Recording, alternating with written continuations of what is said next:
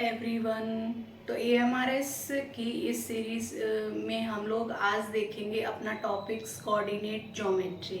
ठीक है, यहाँ पर हम एक क्रैश कोर्स की तरह कर रहे हैं, यानी कि हम सिर्फ यहाँ पर इम्पोर्टेंट फॉर्मूलाज और जो हमें एएमआरएस के सिलेबस के अंदर जो चीज़ें दी हुई हैं हम सिर्फ यहाँ पर वही कवर करेंगे। तो चलिए स्टार्ट करते हैं अपने टॉपिक को। तो सबसे पहले हमारे पास है कि कार्टेशियन प्लेन क्या होता है। देखो, कार्टेशियन प्लेन हमारे पास कार्टेशियन प्लेन होता है, यानी कि अगर हमें कोई पॉइंट दिया हुआ होता है तो हमें जैसे मैंने एक यहाँ पर पॉइंट P ले लिया। ठीक है, ये पॉइंट मैंने P ले लिया। अब ये जो पॉइंट है, इस पॉइंट की डिस्टेंस अगर मैं यहाँ पर, ये हमारा ओरिजिन होता है, यानी कि 0 और 0 इसके कोऑर्डिनेट्स होते हैं। अब अगर हम देखें तो जो हमारे पास x का डिस्टेंस होता है, यानी कि ओरिजिन से x के मतलब कितनी डिस्टेंस चली है वो हमारा एब्सिसा होता है, और ओरिजिन से y पर कितना डिस्टेंस चली है वो हमारा क्या होता है, कोऑर्डिनेट्स होता है। और यहाँ पर हमें जो पॉइंट मिलते हैं वो x और y मिलते हैं।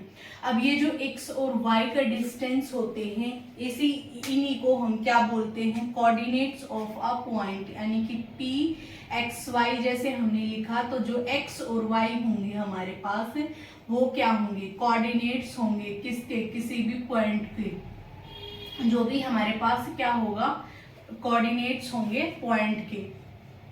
ठीक है, उसके बाद कोऑर्डिनेट्स होंगे पॉइंट के। अब यहाँ पर देखिए, अब इस कार्टेशियन प्लेन के अंदर हमारे पास कितने 4 क्वाड्रेंट मिलते हैं, जहां पर हम x और y की वैल्यू को पहचानेंगे कि वो पॉजिटिव होंगी कि नेगेटिव होंगी, यानी कि कोऑर्डिनेट्स की जो वैल्यू मिलेंगी वो।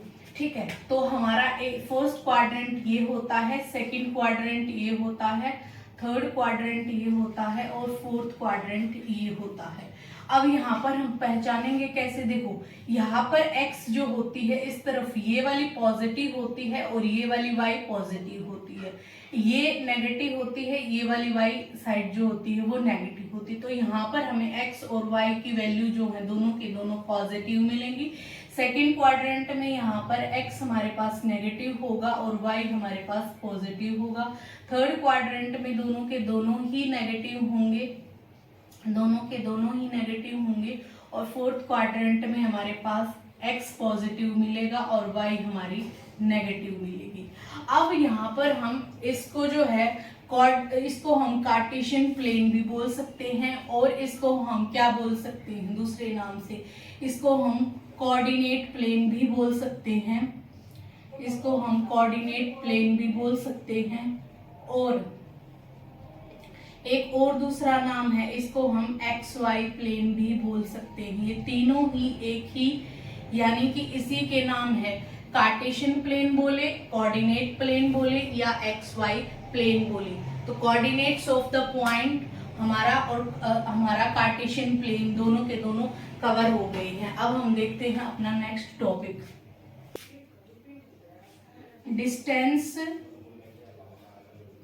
डिस्टेंस बिटवीन टू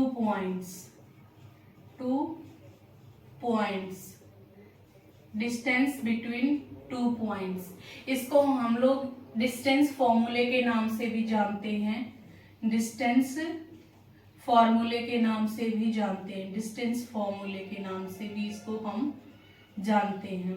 ठीक है, देख लेते हैं क्या होता है।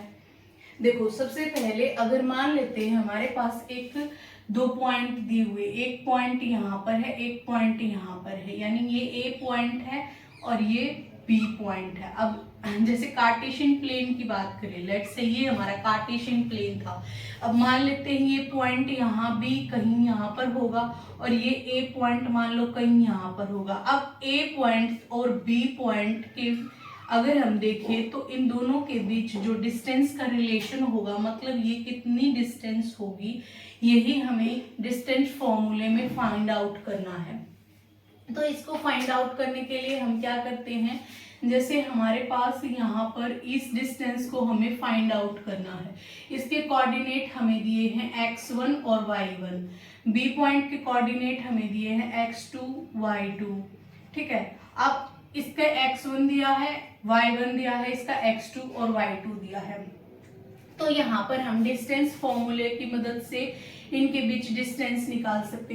क्या होता है, हमारा डिस्टेंस फॉर्मूला होता है x2 माइनस x1 का whole square plus y2 minus y1 का होल स्क्वायर।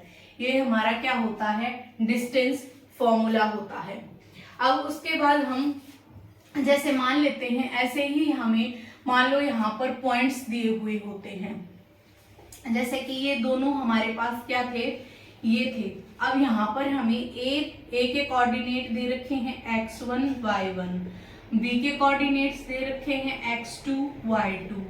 ठीक है। अब क्या कहा कि यहाँ पर एक पॉइंट P है जो इसको 1:1 के रेशो में डिवाइड करता है। मतलब अगर मैं कहूँ ये जितना डिस्टेंस है उतना ही डिस्टेंस ये है, मतलब ये बिल्कुल एग्जैक्ट इस डिस्टेंस के मिड में है।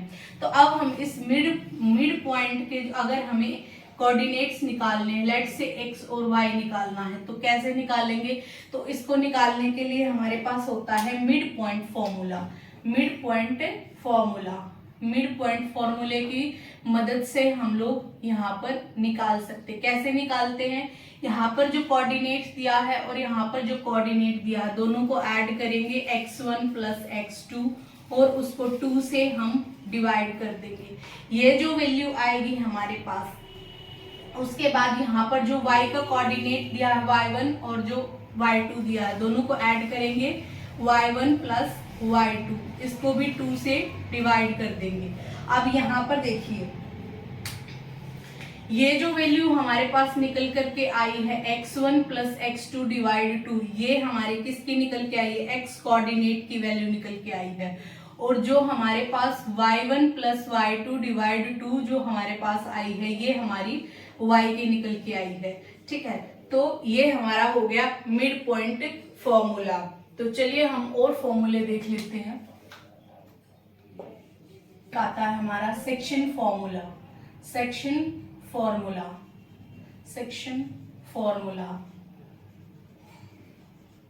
अब सेक्शन फॉर्मूला हमारे पास 2 टाइप्स का होता है। एक तो सेक्शन फॉर्मूला का मतलब होता है, जैसे कि अगर मान लेते हैं हम लोग यहाँ पर ये 2 पॉइंट लेते हमने A और B। अब यहाँ पर एक पॉइंट होगा P जो इनको क्या करेगा, कट करेगा। ठीक है, किसी भी रेशो में। या फिर मान लेते हैं कि ये जो पॉइंट है यहाँ कहीं बाहर मिलेगा हमें P, तो वो इस A और B को किस रेशो में, मतलब इसको डिवाइड करेगा। सेक्शन का मतलब पार्ट होता है, सेक्शन मतलब कितने पार्ट में। ठीक है। अब यहाँ पर ये 2 तरह का होता है, एक तो एक्सटर्नली होता है, एक इंटरनली होता है। एक होता है एक्सटर्नली, एक हमारे पास होता है एक्सटर्नली डिवाइड करेगा, एक होता है हमारे पास इंटरनली डिवाइड करेगा। ठीक है। अब हमारे सिलेबस में मोस्टली यही रहता है कि वो क्या करेगा, इंटरनली ही उसको डिवाइड करेगा। अब हम इसका फॉर्मूला देख लेते हैं। अगर वो इंटरनली डिवाइड कर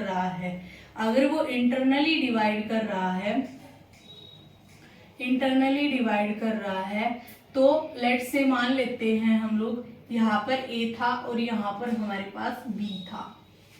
ये A है, ये B है। इसके कोऑर्डिनेट हम ले लेते हैं x1 y1, इसके कोऑर्डिनेट हम ले लेते हैं x2 y2। ठीक है। अब यहाँ पर कोई पॉइंट P था, उसके कोऑर्डिनेट x और y हैं। ये जो P पॉइंट है वो इंटरनली क्या करता है, इनको m इंटू n के रेशो में डिवाइड करता है। ठीक है। अब m इंटू n के रेशो में डिवाइड करता, तो यहाँ पर हम x और y की वैल्यू कैसे निकालेंगे, तो यहाँ पे देखो जो m होता है उसको हम इधर b के कोऑर्डिनेट से मल्टीप्लाई कराते हैं और जो हमारा n होता है उसको हम a के कोऑर्डिनेट से मल्टीप्लाई करते हैं। तो सबसे पहले हम x की वैल्यू निकालेंगे यहाँ से p वाले में। तो x की वैल्यू के लिए क्या करेंगे, m को मल्टीप्लाई करेंगे x2 से, फिर प्लस करेंगे, फिर n को मल्टीप्लाई करेंगे x1 से और डिवाइड कर देंगे हम जिस भी रेशो में वो उसको कर रहा है उसके सम से। ठीक है, ये तो हमारा हो गया x। और अब बात करते हैं हम y कोऑर्डिनेट। m को y2 से मल्टीप्लाई करेंगे, m को y2 से मल्टीप्लाई करेंगे, प्लस n को मल्टीप्लाई करेंगे y1 से, डिवाइड कर देंगे m प्लस n से। ठीक है, तो ये हमारे इस पॉइंट के कोऑर्डिनेट निकल करके आएंगे x और y की वैल्यू। ठीक है, अब हम बात करते हैं कि अगर मान लेते हैं हमें इंटरनली अगर नहीं दिया है, मतलब अगर हमें यही नहीं बताया गया है कि वो पॉइंट एक्सटर्नली है या इंटरनली है, तो वहां पर बाय डिफॉल्ट हम इंटरनली ही लेकर के चलते हैं। अब बात करते हैं हम एक्सटर्नली की। अगर मान लेते हैं यही पॉइंट अगर एक्सटर्नली होता, तो एक्सटर्नली के लिए हमारा फॉर्मूला क्या बन जाता x के लिए, तो x के लिए यही फॉर्मूला होता, बस यहाँ पर नेगेटिव साइन आ जाता और यहाँ भी नेगेटिव साइन आ जाता। मतलब mx2 minus nx1 divide of m minus n। और y के लिए हमारे पास क्या हो जाता, my2 minus ny1 divide of m minus n। तो ये हो गया हमारा सेक्शन फॉर्मूला। अब हम अपना नेक्स्ट टॉपिक देख लेते हैं। ठीक है, एरिया ऑफ ए ट्राइंगल हम कैसे निकालेंगे। मान लेते हैं एक ट्राइंगल हमें ऐसे दी हुई है, ये हमारे पास ट्राइंगल है ABC। अब इसके कोऑर्डिनेट दे रखे हैं, मान लेते हैं x1 y1 x2 y2, C के कोऑर्डिनेट है x3 y3। अब हमें क्या करना है, इस ट्राइंगल का एरिया निकालना है। तो इस ट्राइंगल के एरिया के लिए हम क्या करेंगे, हाफ लगाएंगे सबसे पहले, फिर हम x कोऑर्डिनेट लेंगे। अब जो हमने लिया उसको छोड़ करके y2 में से y3 को माइनस कर देंगे, फिर प्लस करेंगे x2। अब कौन सा लिया हमने, b लिया है, तो b को छोड़ करके हमारे पास y3 और y1 हो जाएगा। उसके बाद फिर हमने लिया है x3 यानी कि x3। अब इसको छोड़ करके इन दोनों का हो जाएगा, क्या हो जाएगा, y1 माइनस y2।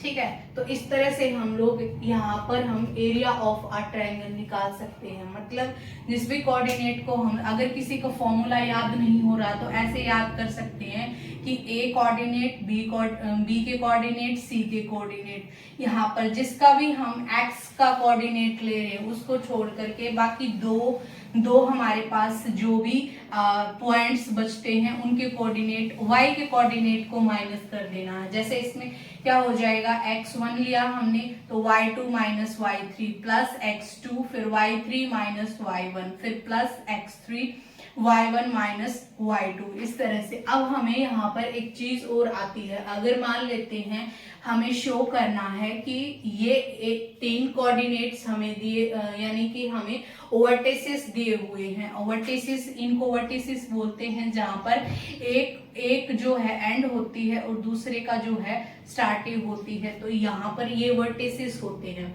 अब यहाँ पर इस तरह हमें वर्टिसेस अगर दिए हुए हैं और हमसे पूछा है कि क्या ये तीनों के तीनों पॉइंट कोलिनियर हैं, क्या पूछा हुआ है, क्या ये तीनों के तीनों पॉइंट कोलिनियर हैं। तो कोलिनियर के लिए हमारे पास एक चीज होती है कि जो हमारे पास एरिया आता है वो 0 के इक्वल पुट कर देते हैं। अब 0 के इक्वल पुट करने का मतलब ये वाली चीज तो चाहे हम छोड़ भी दे तो इसको हम डायरेक्ट लिख सकते हैं कि x1 जो होगा वो y2 minus y3 plus x2 होगा हमारे पास, वो हो जाएगा y3 minus y1 plus x3 जो होगा वो हमारे पास क्या हो जाएगा, y1 माइनस y2। यानी कि अगर ये 0 के इक्वल प्रूफ हो जाता है तो हम बोलते हैं कि ये जो हमारे पास तीनों के तीनों पॉइंट्स आए हैं, ये तीनों के तीनों पॉइंट्स हमारे कोलिनियर हैं। तो हमारे सिलेबस के अंदर जो है EMRS TGT मैथमेटिक्स में सिलेबस में यही दिया हुआ, बाकी एनवीएस और केवीएस में भी सेम ही टॉपिक होता है और उसमें भी इतना ही दिया होता है। तो कोऑर्डिनेट ज्योमेट्री से लगभग हमसे इतना ही पूछा जाता है। इस पर अब हम कुछ प्रीवियस ईयर के क्वेश्चंस देख लेते हैं जो केवीएस एनवीएस में आए हुए हैं। तो चलिए देखते हैं। If P 2, 2, Q, minus 4, 4 and R minus 5 are the vertices of our triangle PQR, the length of the median through R is, क्या कह रहा है कि हमारे पास एक ट्राइंगल दी हुई है, ये हमारे पास ट्राइंगल है P Q R, P Q and R, इनके हमें वर्टिसेस दिए हैं, पी के दिए हैं 2 2 और क्यू के हमें दिए हैं -4 एंड 4 और आर के हमें दिए हैं 5 -8। अब यहाँ पर इसने बोला है कि हमें लेंथ फाइंड आउट करनी है जो मीडियन आर से गया है। आर से इधर से अगर मीडियन जाता है तो मीडियन क्या करता है, यानी कि जिधर से भी हम मीडियन डालते हैं जिस भी साइड में, तो वो उस साइड को कहाँ पर, मिड पॉइंट पर कट करता है, यानी यहाँ पर कट करेगा।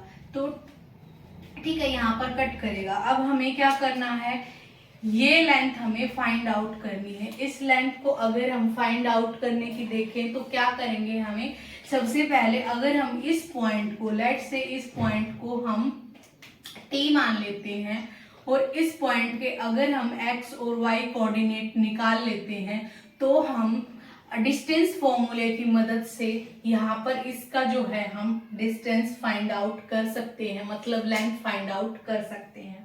अब ये हमें पता है कि इस साइड को जो है मिड में काटते, तो मिड पॉइंट फॉर्मूला हमने सीखा था कि अगर हमें इसके कोऑर्डिनेट्स निकालने हैं तो हमें क्या करना पड़ेगा, यहाँ से हमें ये मिड में कट करती है तो इसका कोऑर्डिनेट और इसके कोऑर्डिनेट को ऐड कर देंगे तो आ जाएंगे टी के कोऑर्डिनेट हमारे पास आ जाएंगे, एक्स की वैल्यू हमारे पास आएगी 2 - 4 डिवाइड 2 -2 डिवाइड 2 मतलब माइनस का 1 और y की वैल्यू यहाँ से हमारे पास आ जाएगी 2 - 4 डिवाइड 2 मतलब ये भी हमारे पास 2 डिवाइड 2 मतलब माइनस का 1, यानी कि हमारे पास t जो पॉइंट आया उसके कोऑर्डिनेट -1 और -1 आए और जो हमारे पास r है उसके कोऑर्डिनेट हैं 5 -8। अब यहाँ पर इसको हम x1 y1 लेके चलेंगे, इसको हम x2 y2 लेके चलेंगे। अब डिस्टेंस फॉर्मूले की मदद से क्या होता है, डिस्टेंस फॉर्मूला होता है हमारा x2 - x1 का whole square plus y2 - y1 का होल स्क्वायर। इसकी मदद से हम इसमें पुट कर देंगे, यहाँ से हम लोग ये जो हमें मीडियन लेंथ पूछी है मीडियन की वो फाइंड आउट कर लेंगे। x2 हमारे पास कितना है 5 है, 5 में से 1 यानी ये प्लस हो जाएगा इसका होल स्क्वायर प्लस -8 और माइनस प्लस इसका होल स्क्वायर अगर हमें करना है रूट हमें दिया हुआ है तो यहाँ से क्या हो जाएगा 5 + 1 6 का होल स्क्वायर 36 प्लस -8 + 1 माइनस का 7 का होल स्क्वायर 49। तो यहाँ पर कितना बन जाएगा हमारे पास, ये बन जाएगा √85 यूनिट्स। तो हमारा आंसर क्या आ जाएगा √85 यूनिट। तो कौन सा करेक्ट हो जाएगा, ऑप्शन नंबर 2 हमारा करेक्ट हो जाएगा। अब हम और क्वेश्चंस देख लेते हैं। If the point A O and C are collinear then हमारे पास ये ऑप्शंस दिए हुए हैं। अब देखो 3 पॉइंट को कॉलिनियर शो करने के लिए या तो हम ट्राइंगल के एरिया को 0 के इक्वल पुट कर दें या फिर हमारे पास एक दूसरा तरीका है कि हमारे पास जो डिटर्मिनेंट आता है उसको हम 0 के इक्वल पुट कर दें। तो हम यहाँ डिटर्मिनेंट के थ्रू निकाल ये हो जाएगा हमारा 2 0 0 b और यहाँ पर 1 1 1। ठीक है, अब हम इसका डिटर्मिनेंट अगर 0 के इक्वल पुट कर देते हैं तो यहाँ पर देखिए ये 1 है, इसका डिटर्मिनेंट निकालेंगे, ये इनकी क्रॉस मल्टीप्लाई करेंगे तो यहाँ पर 0 हो जाएगा, माइनस का b आ जाएगा। अब इसका निकालेंगे, माइनस का 2 हो जाएगा, यहाँ पर देखेंगे तो 0 हो जाएगा और यहाँ से माइनस का a हो जाएगा। उसके बाद अगर हम इसमें देखें तो प्लस का 1 हो जाएगा, यहाँ से तो सारा 0 ही हो जाएगा, इसको 0 के इक्वल पुट कर लेंगे तो यहाँ पर हमारे पास क्या आ जाएगा, माइनस का b और यहाँ से हमें क्या मिलेगा, प्लस का 2a जो कि हमारे पास 0 होगा, यानी कि 2a हमारे पास किसके इक्वल हो जाएगा, b के इक्वल हो जाएगा। क्या हमें किसी ऑप्शन में दिया हुआ है ऐसा 2a = b, तो ऑप्शन हमारा कौन सा करेक्ट हो जाएगा, ऑप्शन नंबर फर्स्ट हमारा क्या हो जाएगा, करेक्ट। यानी कि अगर हमें कोलिनियर पॉइंट निकालने हैं तो हम डिटर्मिनेंट को 0 के इक्वल पुट भी कर सकते हैं। अब यहाँ पर डिटर्मिनेंट कैसे निकालेंगे, कोऑर्डिनेट्स हमें दिए हैं तो x1 यहाँ पर लिखेंगे हम x1 x2 x3 y1 y2 y3 और यहाँ पर एक 1 1 1 लगा देंगे और फिर हम यहाँ पे ये 3x3 की मैट्रिक्स बना के यहाँ पर, ठीक है, उसको हम सॉल्व कर लेंगे, डिटर्मिनेंट 0 पुट कर देंगे, ठीक है। या फिर हम इसको जो है हमने जो फॉर्मूला पढ़ा था एरिया ऑफ अ ट्रायंगल, उसकी मदद से भी, यानी कि एरिया को अगर हम 0 के इक्वल पुट कर देते हैं तो वहां से भी हम कॉलिनियरिटी के बारे में शो कर सकते हैं। तो चलिए अब और क्वेश्चंस देख लेते हैं। हमारा in what ratio does x axis divide the line segment joining the point. यहाँ पर देखो हमें ये 2 पॉइंट दिए हुए हैं और हमें ए के जो पॉइंट दिए हुए हैं, ए के जो पॉइंट दिए हैं वो 2 और -3 दिए हैं और बी के जो कोऑर्डिनेट दिए हैं वो 5 और 6 दिए हैं। अब कहता है कि ये कोई एक पॉइंट होगा जिसके कोऑर्डिनेट और x और y हैं, ठीक है। ये इसको किस रेशो में डिवाइड करेगा, डज एक्स एक्सिस, यानी एक्स एक्सिस हमें बतानी है। तो ये मान लेते हैं ये m होगा यहाँ पर और यहाँ पर ये n रेशो में इसको डिवाइड करता है। अब हमें पता है कि अगर इसने x एक्सिस की बात बोली है, अगर हमें x एक्सिस दिया हुआ होता है, क्या दिया होता है, अगर हमें x एक्सिस दिया है तो अगर x एक्सिस की बात करेगा तो वहां पर y का कोऑर्डिनेट 0 लेंगे और जहां पर y एक्सिस की बात करेगा वहां पर हम x का कोऑर्डिनेट 0 लेंगे। तो यहाँ पर अगर हम इसमें बात करें तो हमें x एक्सिस बोला है, y तो हमारा 0 हो जाएगा, तो हमें x की वैल्यू निकालनी है। तो हम निकाल लेंगे किससे, जो हमारा सेक्शन फॉर्मूला लगा देंगे, यहाँ पर y की मल्टीप्लाई इधर कर लेंगे, m की मल्टीप्लाई अगर मैंने किया तो क्या हो जाएगा, यहाँ पर x की वैल्यू निकालते हैं, y तो हमारा 0 ही आएगा, ठीक है। तो यहाँ पर 5m हो गया प्लस, अब n की मल्टीप्लाई इधर 2n divide m plus n, ठीक है। तो अब यहाँ से y की वैल्यू हमें कैसे निकलेगी, ये निकलेगी हमारे पास y जो होगा y equal to 6m minus 3n divide of m plus n।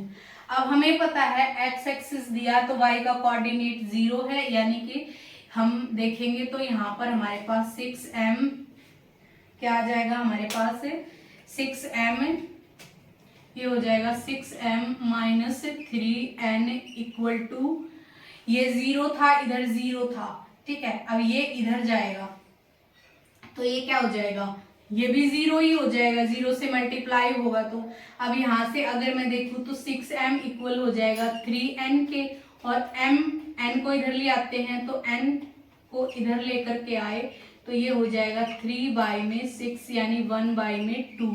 तो m इंटू n का रेशो हमारा कितना हो गया, 1/2।